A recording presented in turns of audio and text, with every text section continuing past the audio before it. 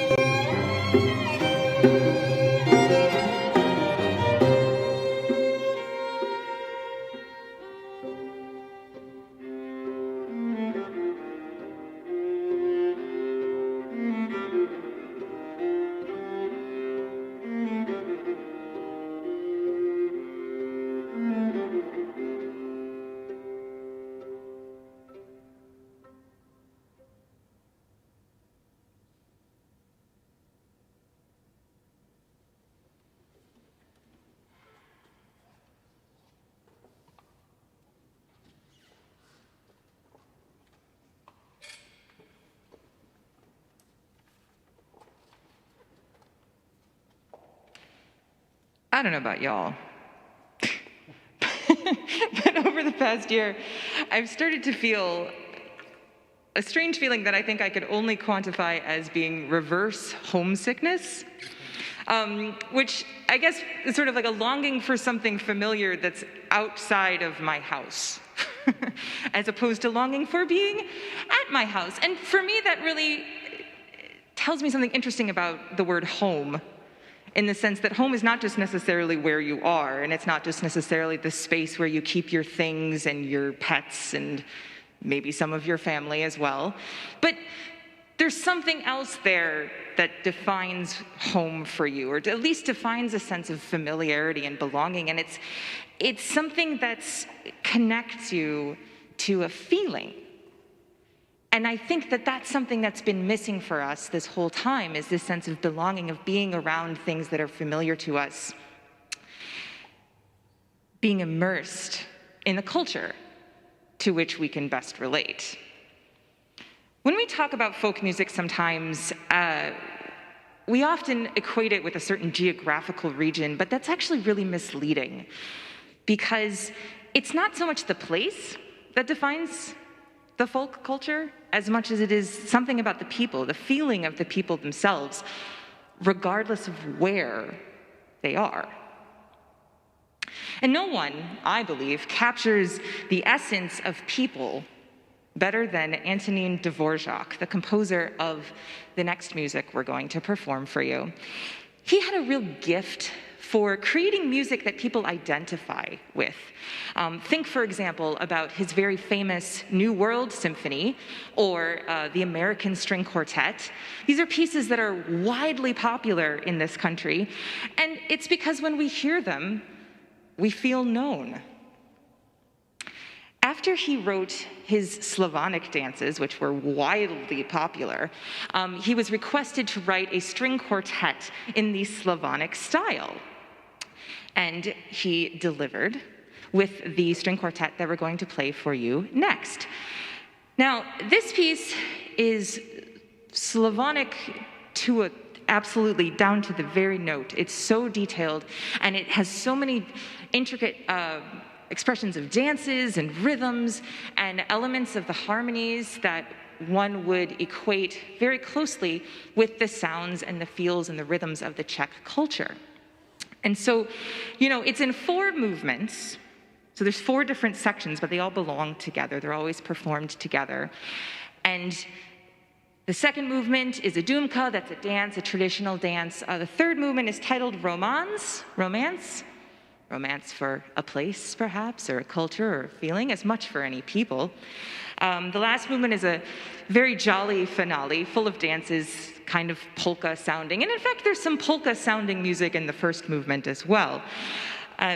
But throughout this whole piece, we are reveling with him in the essence of the Czech people, something that can't be confined to a specific place or a specific time. It's something that lives within him. It's the same as that thing that lives within all of us.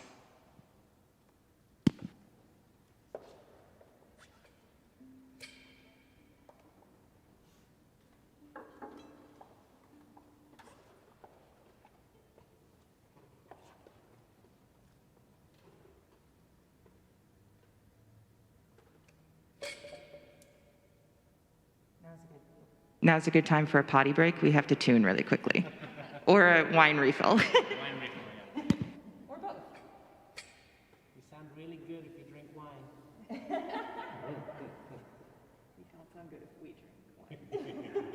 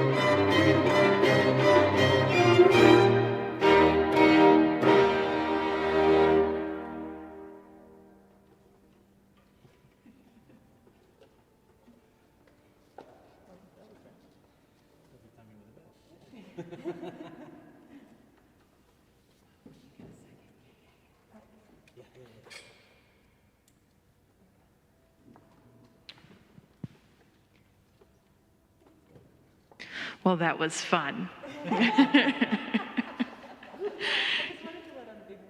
Yeah. Hopefully you did at home. Jean said she wanted to let out a woohoo. Hopefully we got a couple at home. The sort of, what will act as sort of dessert, I guess, for this concert is a set of 3 Armenian folk songs that we have chosen out of a set of 14 by the composer Komitas, who is credited along with Bartók with being one of the first ethnomusicologists. Komitas had actually a very tragic life, which is an interesting thing to think about because these pieces are very beautiful and have a very wonderful spirit to them. He was an orphan, ended up being a priest, and he was a classically trained musician as well, went to the city of Berlin. And right around the turn of the 20th century, he started to go out into the countryside of his homeland, Armenia, and he started to collect folk tunes that were sung by the villagers. And without recording them, he actually transcribed them, wrote them down, and ended up having quite a special relationship with many of these villagers. And these tunes were very special to him and also to the Armenian people as a whole. This was around the beginning of the 20th century, but in 1915 began the, of course, horrific tragedy of the Armenian genocide, and similarly to many intellectuals at the time, he was shipped off to a prison camp in 1915 and wasn't there for very long, but suffered a tremendous amount mentally. And the rest of his life was, by all accounts, very tragic, and he suffered from what we now would probably call PTSD and ended up passing away in Paris in a hospital. These tunes just have such a beautiful spirit and life to them. am thinking of Jean's words of reminding us of home and a place, and these certainly do that. They are arranged by a cello player who was one of the founding members of the the Komitas string quartet, a famous string quartet, and was a member of the quartet for over 40 years. And so these pieces have, since they were arranged by a member of a quartet, really fit well with our, with our form here. They're stunning pieces. The first is the Red Shawl, which depicts, it's actually, when it's sung in two voices, a man and a woman, and depicts kind of a fun story where the woman says, "Where is my red shawl?" And the man says, "I don't know why you're looking for your red shawl." Well, really he does have it kind of sneakily hiding. And it has kind of that sort of coy character about it. The second one we'll play is a dance which depicts the sort of raucous character of the town where the composer Komitas attended seminary to become a priest. And we'll end with a very lovely children's song, The Partridge, to send you off into the evening. So we hope you enjoy these. Thank you so much for attending our virtual concert. It's a joy for us to know that you're all here, and we hope to see some of you in person sometime soon. Thank you.